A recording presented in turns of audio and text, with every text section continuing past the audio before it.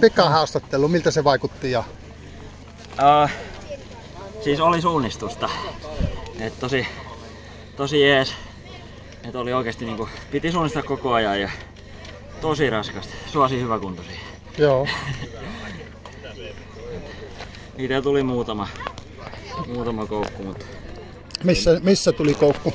Ykkösellä mä tulin niinku tähän, sit mä aloin kattelemaan, että tuolla vasemmalla sitten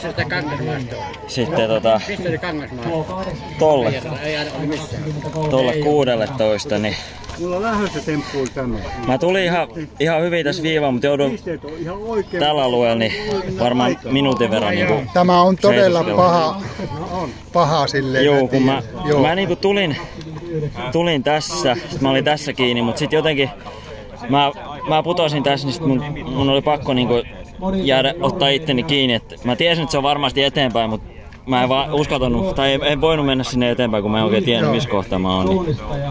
No mistä menit 3.4. väliin? Täältä. Joo. Hyvä. Tosta. Silti kun olisi tullut, niin se olisi varmaan vetänyt sen täältä. Joo, olis.